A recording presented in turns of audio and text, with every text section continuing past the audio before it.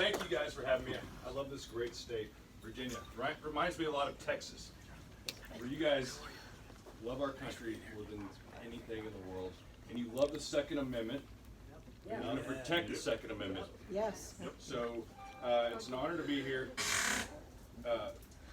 Quick shout out to Scott Taylor. We've been friends for probably almost 10 years now, and you've served for your entire life, and you're ready to do it again. And with the help of the people in this room, it's going to happen. Yeah.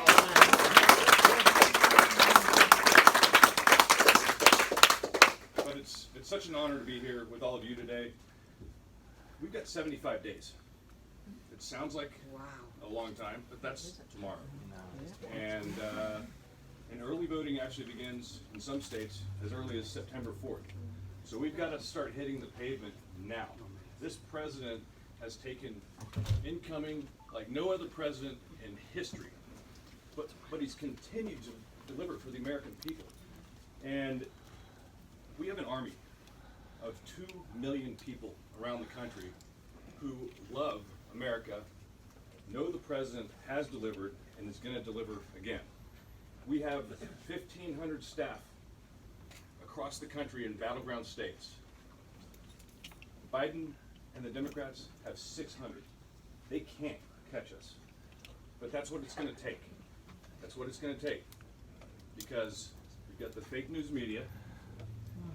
They will tell a narrative that they want to push, but the American people, the silent majority, which is growing every single day, is smart enough to figure it out. We need law and order. We want a president who puts policies in place where you actually can rebuild this economy, and it's already started. We've had 9.3 million jobs created in the last 3 months. We've got trade deals that actually benefit the American working family. High-paying jobs are coming back to the United States from overseas. Wage growth was on a pace we haven't seen in generations.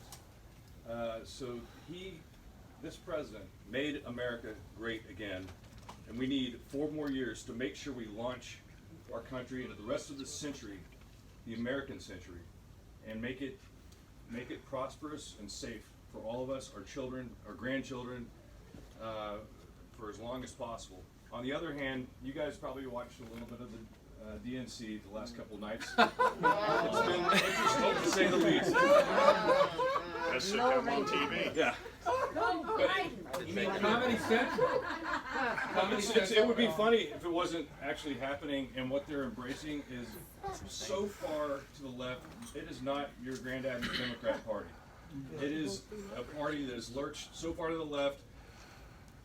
Green New Deal, which would decimate my home state of Texas, energy, Ohio, Pennsylvania, but also for the rest of the country would cause your gasoline prices to go up, your electricity prices to go up. $4 trillion tax increase, day one. 82% of the American people will be affected by that. They would pack the Supreme Court full of left-leaning activist judges who would water down our Second Amendment rights. And they have totally buried their heads in the sand with these riots that are taking place in Portland, the crime in New York, the crime in Chicago. It would be the country would be full of chaos. We can't afford that. And so with this army, with you, going out there, knocking on doors, telling that story over and over again, every single conversation matters, every single vote matters. This is going to be a very close election. I think we win, Virginia, but you're right. We may not know until after midnight. But that's why it matters. So just want to thank you guys for everything you're doing. Also, know that we're going to be fighting hard from Washington at the RNC. We're investing heavily to protect your vote, to make sure that everybody gets one vote and that vote counts. We've recently seen stories in places like New Jersey where they disqualified 800 ballots because the people were dead. We can't have that. It's about fair elections. Now, absentee voting is a great thing. That's where you request a ballot, it gets verified that it's you, and sent back to your address. Mail-in is a disaster waiting to happen. That's where they just mail live ballots to the entire state, and it doesn't matter if you've moved or if you're dead, you still get to vote. And so we can't have that. We're focused on that. So make sure you go to protectthevote.com if you want to share that with people in your community. And one last thing I'd ask you to do is go to armyfortrump.com. Pass that link along to your friends, your family, the people you worship with, people you work with. That's the easiest way to get involved. Recruit people, register voters. It's very easy. And just with that, I would like to thank you guys from the bottom of my heart. It's a movement we can all be proud to be a part of, and we will make a difference, and we will win. Thank you very much.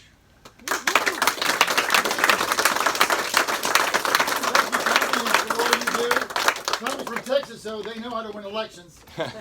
We won one, what was that, 2009? No, we're not going to talk about that.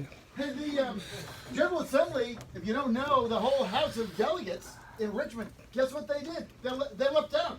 They went on Zoom. You know why they left town? You know why they went out? Because they couldn't stand being in downtown Richmond, which has been destroyed by the Democratic regime, and LeVar Stoney, and the city is burned out, it's shut down, garbage all over the place.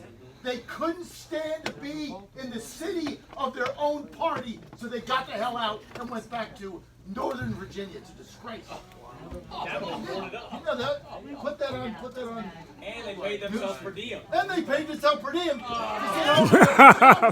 On Zoom. The real reason they got out is they couldn't stand to be in Richmond, which is the city that their party has destroyed and burned to the ground. Unbelievable. Unbelievable. Hey, got a great treat for everybody today. And John Pence is with us. He is not only the nephew of Vice President Mike Pence, he's also a phenomenal radio personality. And he can also stop magic phones with the snap of his fingers. He was on my radio show the other day. My ratings went up. I'm going to have him take it over after this. Stop playing those games. He's also senior advisor, Trump Pence 2020. Big hand, John Pence.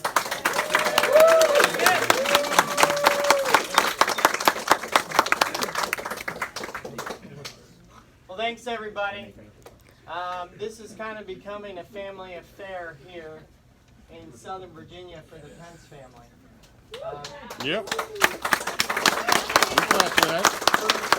For an incredible patriot, Scott Taylor. We need you in Washington. Yep. And you know what else we need? We need 4 more years of a president that puts America first. Yes. Okay. Yes.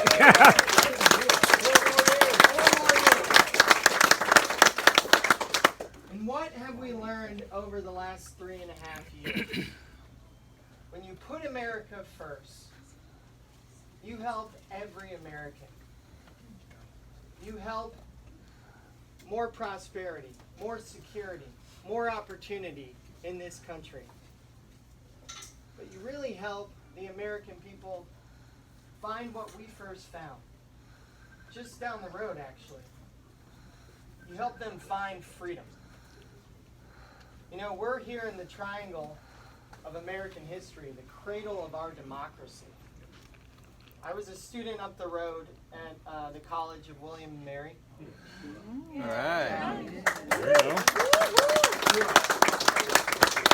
In fact, my home state of Indiana, if you look at the early maps of America, Virginia, actually, Indiana was part of Virginia. Not far away. And we are, because Donald Trump's reminded us of this, the Republican Party is a party of freedom. Amen. Why is that? We're the party that stands up for freedom of religion, Yeah. freedom of speech, freedom for the unborn, Yes. freedom of commerce, if it's free, fair, and reciprocal trade, freedom in education, to not be bound to go to a school just by the zip code in which you live. We're the party that stands up for freedom, at home and abroad. Democrats, they're now just a party of free. Yeah. I mean, free health care for everyone that steps foot in this country. A free Green New Deal that would destroy American energy independence. Mm-hmm. Free college, sounds great. Who pays for it? Free this and free that. You're right, we know that nothing is free. And we can't take the bait. Because what this is really about, and I'll use a fishing metaphor because we're close to a great port. Free is the bait, but the real hook is control. The Democrats are the party of control, and we cannot let them control America. Amen. I don't need to tell Trumpy Bear what he already knows. Leaders who value control, not freedom, destroy prosperity, security, and opportunity. That's what socialism does. That's what life without freedom does. Thank God we have a leader that stands up for our freedoms, no matter the circumstance. That's right. I mean, think about it. In the midst of this pandemic, when it arrived from China, we're all doing our part to beat it, and we will. The president was pressed by those in the press pool at the White House. They said, Mr. President, why don't you just mandate the American people do this? Why don't you tell states to do that? You know, just control them. Control them, and it's all going to be fine. The president said, well, there's a little thing that I cherish. It's called the Constitution. Thank God we have a man in the White House who cherishes the Constitution no matter the circumstance Amen. in front of us.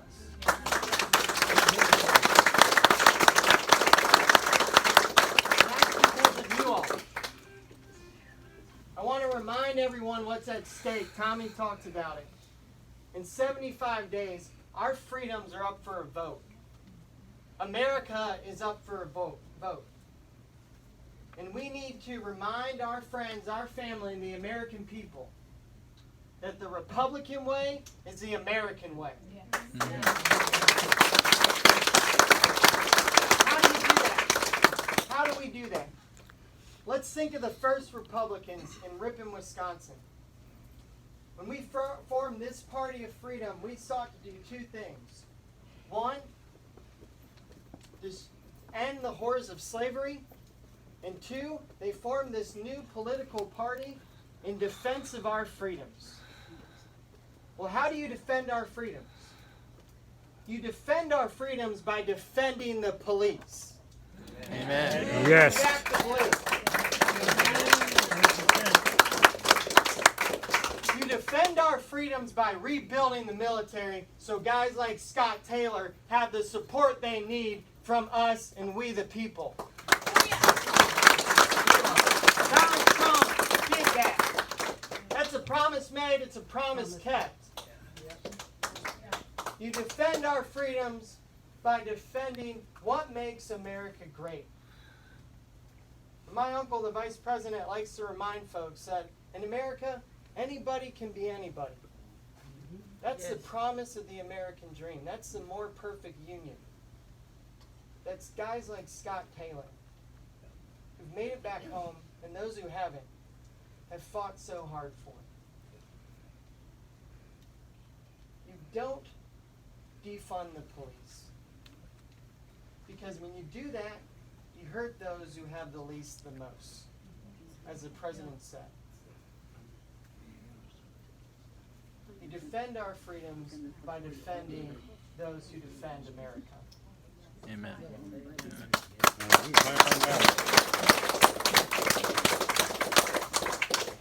I want to hear from the real hero in the room here. Mm. Let me close with this. Freedom, America, what makes America great? It's all up for a vote in 75 days. And now's the time for choosing. We can either choose a leader, a party that stands up for our freedoms no matter the circumstance, or we can choose something fundamentally different. Radical ideas that, in the words of Bernie Sanders this week, are now, quote, mainstream. We can take the bait for free. But by doing so, we will give away our freedom. We need to choose freedom in 75 days, and we need to fight every single day for our freedoms. We got to do the hard work, making phone calls, knocking doors. There are no shortcuts to a great victory. We got to fight like we've never fought before. As Tommy said, armyfortrump.com. If you haven't gone to that website, go to it. You'll find out what's happening here and across the Commonwealth. You got to share it with your friends across the country, because we need this silent majority to get loud. We got to get loud. Right. That's right. I just want to take a moment on behalf of the president to thank one volunteer here who's done his part in this fight for freedom. I'm told he's a big advocate of our great Second Amendment and our rights there enshrined in our Constitution. He's done tons of voter registration. Actually, he's registered over 1,000 voters just down here. I mean, that doesn't happen. The Trumpy Bear will tell you. That's hard work. He's doing the hard work. He's doing the hard work of campaigning. A reporter the other day asked me, well, why the hell are you going and speaking to people and looking them in the eye and saying this is why freedom in America are up for a vote? Well, common sense would tell you. Just like we need to use data science and common sense to reopen schools, there's a very different experience when you look folks in the eye and tell them what's at stake. But I just want to thank Mr. Marcus Goering. Yeah. Marcus. On behalf of the president, this is all made in the USA. It's signed by the president. Let's win for America. All right, Mark. Marcus. Hey. All right. Don't wear that. Put it in a box. Hey, great job, Marcus. Oh, man. Hey, something of 1,000 new voters. Guess what that's going to do? That's going to elect Scott Taylor to Congress. Yeah. Hey, I'd love to see Elaine Luria come back to Norfolk and get out of Washington. What's the difference? She hasn't done anything there anyway. Your next congressman back from the 2nd District, Scott Taylor. Yeah, Scott. Everyone needs a hype man like John Frederick. The president needs you in the White House right before the press corps comes out. To the Godzilla of truth, of course. Look, can we please give these two gentlemen that came here from a long way a huge round of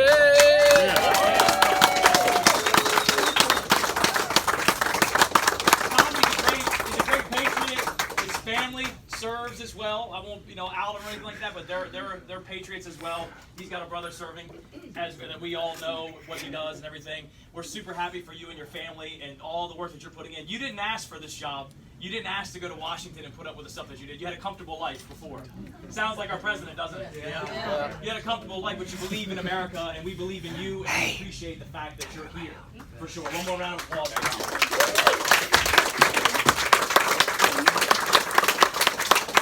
John. John, we love your family. They've been here, and they've been so good to us and coming here and spending time with us. Here, obviously, the second lady was here just recently. The vice president was here. And I have to say this, you didn't hear this yet, but you have to live up to that standard too, because my son is 7 years old, and the VP, he asked me to come, and I said, well, my son's here, can he come too? He said, yeah, come on, meet us out at the tarmac at Oceana. So you had the Air Force 2 there, of course, and he says, hey, he walks up and he says, hey, Sterling. Now, my son's 7, so he'd rather meet a WWE wrestler or something. Right? He has no idea what the vice president is. He's like, yeah, whatever. But VP comes up, he's got a bomber jacket on, and he says, "Hey, Sterling, how are you?" And my son's face lit up. Didn't realize, like, how does he know my name, you know? And they said, "You want to go on the plane? You want to go on the plane?" And of course, yes. So they go on the plane, and fast forward a couple of weeks later, his mom calls me, and she says, "You guys remember the 2 weeks or so that Mike Bloomberg ran for president? Remember that?" Yeah. Buying all those ads that said, "I'm with Mike, I'm with Mike." And so my son tells his mother, he says, "I want Mike Pence to win." And she says, "Well, Mike's not running. He's not running. It's Mike Bloomberg." He goes, "I don't care. I want Mike Pence to win, and I want a bomber jacket." So, of course, you know, the second lady gave him a nice children's book, of course, that she illustrated, and so he's going to be very happy. And my son loves the Pence family, so please give a round of applause to John. Thank you. I think it's important to highlight. I think it's extremely important to highlight that they're here. It's all hands on deck. I mean, they're here in Tidewater, in Hampton Roads, in coastal Virginia, whatever we're calling it this time frame. But they're here because it's important. It is important because there's nothing more important than face-to-face. Looking somebody in the eye and telling them what's at stake here, and that you believe in this cause and you're willing to get out into the public and sell the cause because it's that important. Just like John Fredericks does every single day. Give John a round of applause.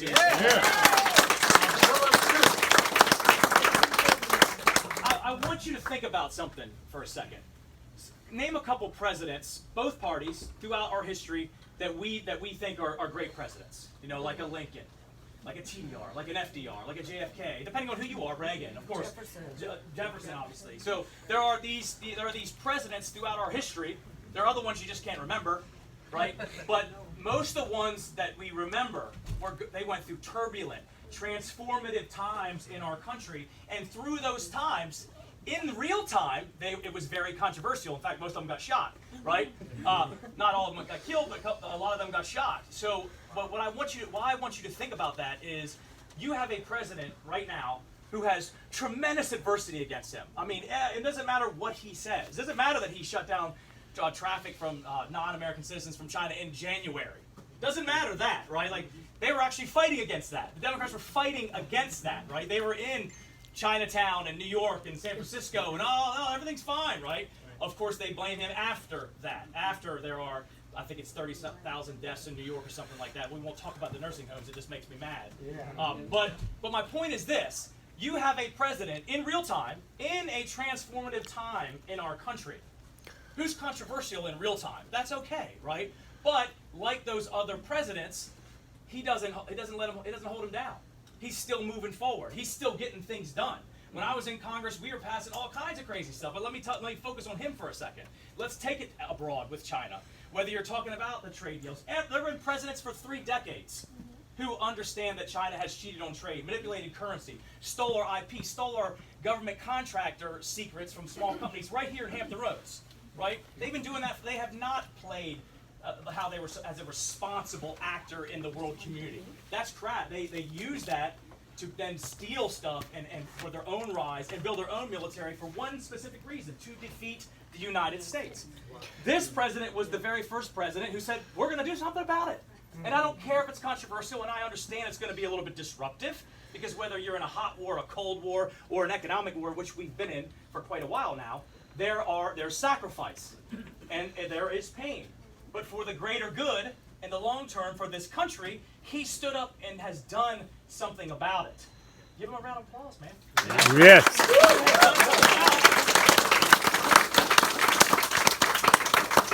Jerusalem, a couple years ago. Jerusalem. I stood there. And if you haven't been to Israel, you have to go, because it doesn't matter if you're religious or not religious, what religion you are. It is a powerful, powerful place. But the policy of this country has been, our embassy is in the capital of Israel, which is Jerusalem, for decades, for numerous presidents. Every one of those presidents said, we're going to move the capital. And then what happened? Nothing. No, there's going to be problems there. People are going to get mad. There's going to be violence. It's the Middle East. There's always violence. I spent 4 years in the Middle East, all throughout, but mostly in Yemen. Don't go to Yemen. But in Yemen, so I understand in the Middle East, people fear or respect strength. And if you don't have that, you get neither one. So this president said, that's our policy. That's what we're going to do. We're moving the embassy to the capital of Israel, which is Jerusalem. Amen. And he did.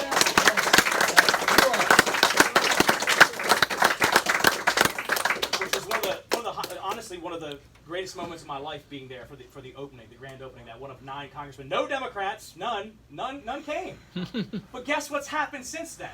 Has there been war in the Middle East because of that? No. Absolutely not. Peace agreement. They just had a peace agreement. The third country, only the third country that recognizes Israel and the UAE. Or the UAE has come out because of the leadership of this president, because he understands the Middle East, because he acts in foreign policy how the world is, not some hypothetical, liberal utopia that doesn't work. Allies are important, and he understands that. But if you've had a security blanket in Europe paid for since after World War II by the United States, and we're bearing the brunt to keep your security while you thrive in healthcare and all that stuff, that's not fair. That's not being a friend. That's not being a good friend and ally that we're supposed to protect. So this president, even though, and I'm going to quote Barack Obama, called them freeloaders. Barack Obama called our allies freeloaders, right? You don't hear that. You just hear they're attacking the president. So he is not the first president to say what they were doing out loud. He's the first president to do something about it, right? Billions of dollars. And let's bring it a little bit closer to home. There's all kinds of foreign policy things we can talk about, but let's bring it closer to home under the 115th Congress with this president. Veterans. We have the fastest growing veteran population in the nation here. The fastest growing female veteran population in the nation. There we go. And this president passes the accountability of the VA. Can we all agree that there wasn't a lot of accountability going on in the VA? Right. So he passes with us the Accountability Act. He passes with us the Mission Act, which allows for veterans, if there's these wait times, which we have a problem in Hampton, of course. It was when I came in, it was performing at a 1-star out of a 5-star. We had to change that, mostly with wait times and stuff like that. So the Mission Act allows veterans to get the care they need. If they can't get it done in time, well, they can go out just like anybody else and get that care. That's from this president. So it's on and on and on and on. The best economy our country's ever known. The best, lowest unemployment rate if you're black, if you're brown, if you're white, was under this president. And let me tell you something about this election. Yes, that was before the coronavirus, right? But and I'm going to paraphrase, but I remember reading the president's book years ago. Years ago. I don't even know how long ago it was. It was quite some time ago. And I remember a part in his book when he talks about when he went through a depression, real estate depression. And he was, I remember he was walking down the street and he's with somebody, and again I'm paraphrasing because I can't remember exactly. And he looks at a homeless gentleman and he turns into his person he's with and he says, "That guy is like $8 billion richer than me right now." Because he had went to zero or below zero, right? But guess what happened? Is he below zero right now? Absolutely not. He turned it around. Yeah. He turned it around. Does anybody in this room believe for a second that Joe Biden can turn it around? Hell no. Hell no. Absolutely not. You won't remember. Look, there's no energy for Joe Biden. Joe Biden doesn't even have energy for Joe Biden, right? It's not going to happen. It's not going to happen. So, first of all, we saw what the president did with all the adversity, with a Republican Congress, right? Nancy Pelosi's no help, zero help, right? And Elaine Luria is basically Nancy Pelosi in this district. So there's no help there. But with the Republican Congress, we can make America great again, of course, in this election. Yeah. So, just really briefly, because I'm rambling on, but we're going to get the president elected in this district. But we do have to speak very briefly about Elaine Luria. And it is brief because she hasn't really done anything. We didn't even realize this. I knew that her constituent services were horrible. I knew that because I hear about it all the time. People come to me, they send us messages. We have a list of people who have not been helped by that office, right? I didn't know how bad it was. Now, let me tell you something. When you're in Congress and nothing's happening in Congress, that's your bread and butter. Like that's what you do. And I hope the local media reports on this. Love you, Mike. Love you. But this is absolutely newsworthy because there are hundreds or thousands of our constituents, our neighbors, your neighbors, maybe some of you, who are not being helped. And let me tell you how bad these constituent services was, but I didn't know. So she posts a tweet and she's bragging and she says, in 2009, my first year in Congress alone, we closed 154 constituent services cases. That is absolutely pathetic. The same year we did 800 and some. So she's less than 20% of the productivity for us. This year, in the middle of a pandemic, she's closed less cases than last year. Every congressional office in the country, every delegate, every senator, they've been through the roof with people that need help. She's closed less than 250 cases in her whole time in Congress.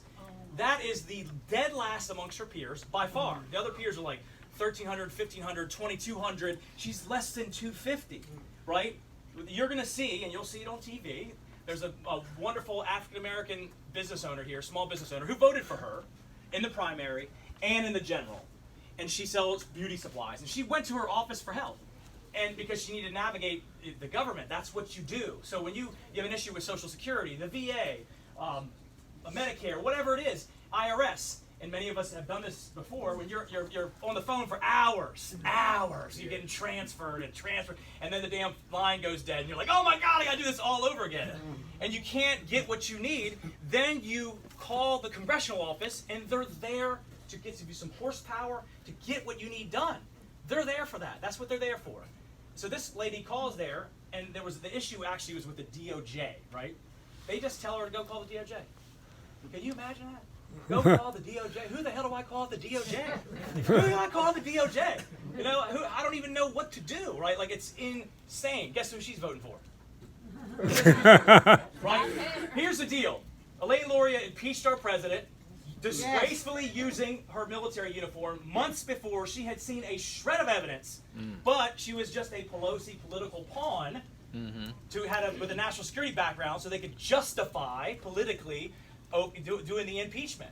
It's disgraceful. Using her, and of course she got an ethics violation for her uniform because she was using her uniform without any disclosures.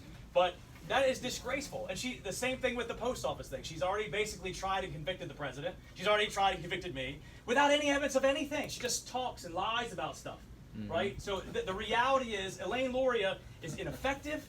She's absent, and she has been unaccountable. It was 51 days. She would not commit to debating. Not commit to standing on her record, not just to me, but to any of the organizations. And it was only after the massive pressure from people like you on her, calling her office, sending stuff like, what are you scared of your own record? Like, what's going on? You know? So she's now committed to a couple of them. But you haven't heard anything about the constituent services yet. I'm going to stop rambling, but I want to, can we give him a round of applause one more time, please? Marcus! Marcus!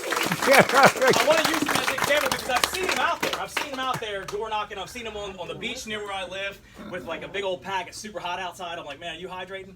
But he's busting his butt. And this is why I'm going to elevate him and highlight him right now, not only because of his fantastic work, but because that's what it's going to take. There are a lot of people who are out there that support the president, but they're they may not vote. You just don't know.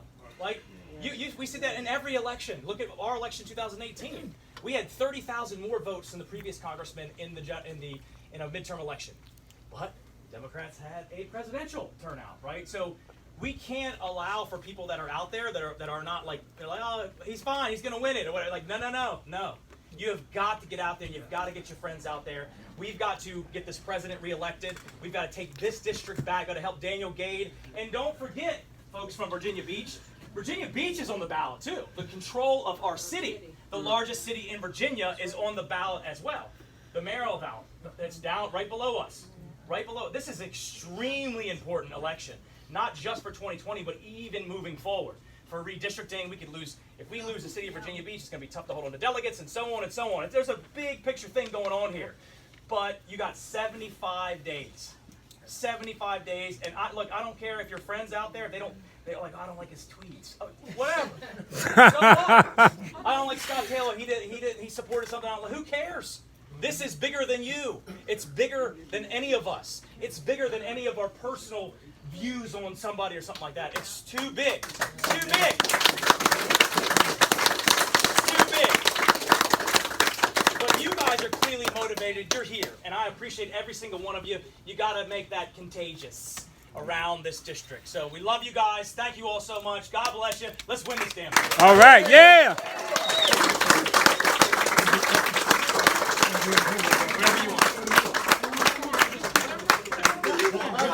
If you guys can stay for a while, we're going to do, right over here, we're going to do our video that is going to go on national TV, renominating the president from Virginia. I get everybody over here. All I'm going to need, though, if you go in the video, listen up. She wants me to be Thank you, man. Thank you. horrible. If you go in the video, Listen to John. you go in the video,